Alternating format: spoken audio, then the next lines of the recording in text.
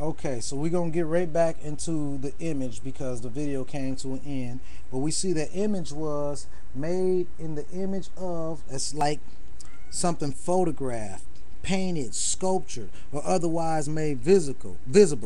An optical counterpart or appearance of an object as produced by reflection from a mirror, refraction by a lens, or passage of luminous rays through a small aperture. A mental representation, ideal conception. A mental representation of something previously perceived. The form, appearance, in the absence of the original stimulus. So the creation that Yahweh created, he don't even have to be there because this is the man that he put there in the absence of him.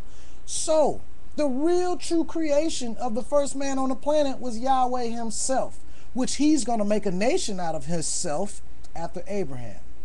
Now, we can go back to the scriptures with a clear understanding. Genesis chapter 1, verse 26 and 27 is the creation of Yahweh on earth. Yahweh the Father created Yahweh the Son on earth. Now, let's follow this Adam and see what's going on. We're going to go straight to Adam's genealogy. We already know what happened between Cain and Abel. We already know what happened in the garden. If not, y'all really need to do some serious research if you don't know what happened between Cain and Abel and with the serpent and Adam and Eve in the garden. We're going to pick it right up at Genesis chapter 5. This is the book of generations of Adam. In the day that Yahweh created man, in the likeness of Yahweh made he him. Still testifying that Yahweh created Adam on the earth as Yahweh. So Adam and Yahweh was one. Male and female created he them and blessed them and called their name Adam in the day when they were created. And Adam lived 130 years and begot a son in his own likeness after his image and called his name Seth.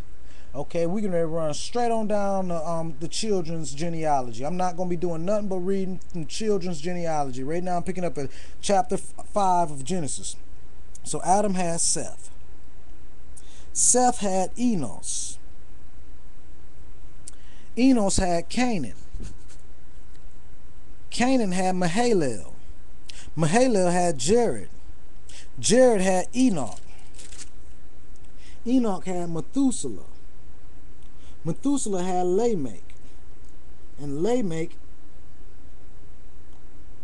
had Noah. Now we're to Noah's Ark. We're in the time of Noah's Ark. We follow the genealogy from the creation of Yahweh all the way to Noah. So this is the same seed, same person, same Yahweh. So here we are at the point of Noah. Well, Yahweh's aka Noah. Because this is Yahweh on the earth. This is his own seed begetting over and over and over and over. Okay, we already know what happened to the flood. The Creator destroyed every single Hebrew on the planet Earth because there was only Hebrews on the earth before the flood. The Gentiles didn't get here until after Genesis chapter 10. Ham was the father of the Africans, Japheth was the father of the Gentiles, and Shem lived on the bloodline of Yahweh. Now let me back that up and prove it to you. Because after the flood,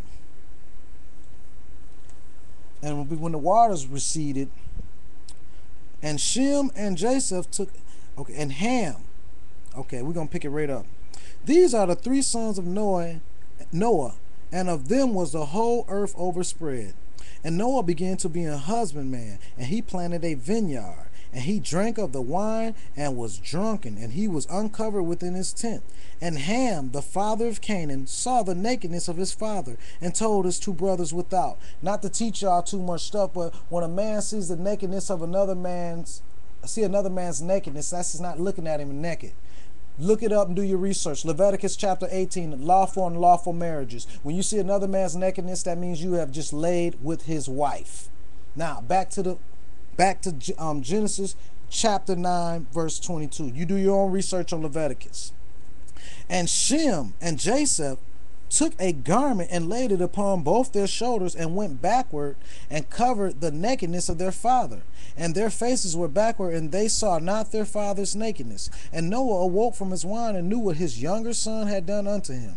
And he said, Cursed be Canaan, a servant of servants shall he be unto his brother. Not cursed to be black like we've been taught in America, that where they taught us that we was Ham and we was the ones to be cursed. That's why we live in this lifestyle. No, Ham was cursed to be a servant of servants, which means a slave of the slaves.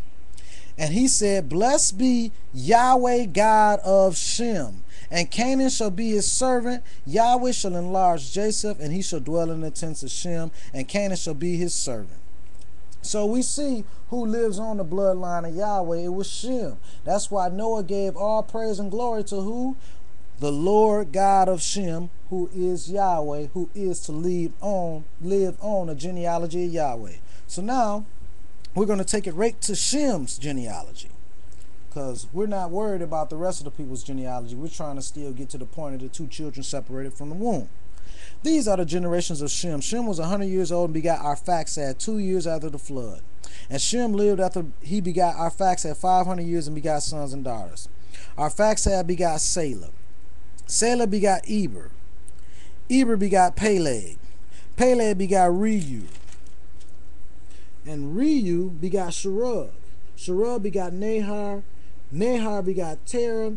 And Terah lived 70 years and begot Abram, Nahar, and Haran. And everybody know who Abram is. That's the grandfather of the Israelites, Abraham. So we are still in line with the genealogy of Yahweh. So now we made it to Abraham, Yahweh in the flesh. And what do they characterize Abraham as in Genesis chapter 14:13? And there came one that had escaped and told Abraham the Hebrew. So if Abraham is on the earth in the image of Yahweh and he's a Hebrew, that means Yahweh is a Hebrew too. Don't let the people twist the scriptures on you, because they will have you dealing with a belief. When we don't seek to know beliefs, we seek to know.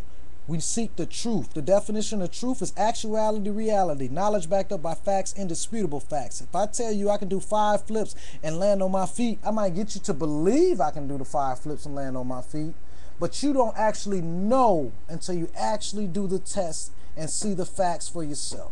So whenever you say that you're getting the truth, if you don't have the facts, you're dealing with a belief. Now let's move on.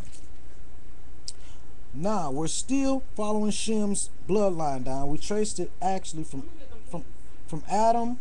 We traced it from Adam to Noah. Now we're tracing it from Noah. We traced it from Adam to Noah.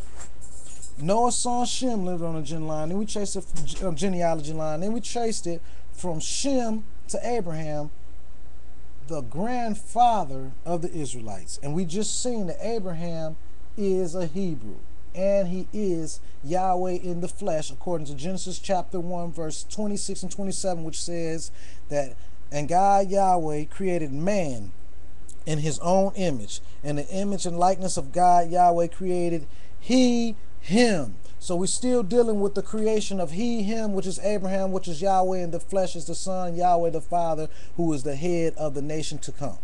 Okay. Now, so we're with Abraham. So let's see what goes on with Abraham. Now Yahweh has said unto Abram, Get thee out of thy country and from thy kindred and from thy father's house unto a land that I will show thee. And I will make of thee a great nation, and I will bless thee and make thy name great, and thou shalt be a blessing. And I will bless them that bless thee, and curse him that curseth thee. And in thee shall all families of the earth be blessed. So we see Yahweh already cutting Abraham and let him know, hey, you are the one to be blessed. Because Yahweh already knew what Abraham was when he created him as himself. So of course Yahweh is going to be the one on the earth with the highest rate of praise. Okay.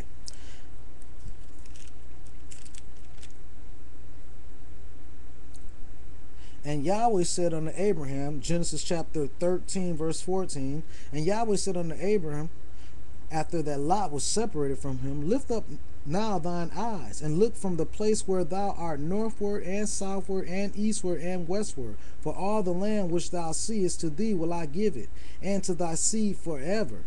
And I will make thy seed as the dust of the earth, so if a man can number the dust of the earth, then shall thy seed also be numbered.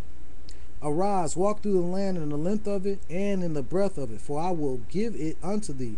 Then Abraham removed his tent and came and dwelt in the plain of Mamre, which is in Hebron, and built there an altar unto Yahweh. So Yahweh promised Abraham that he was going to give him a land for him and his seed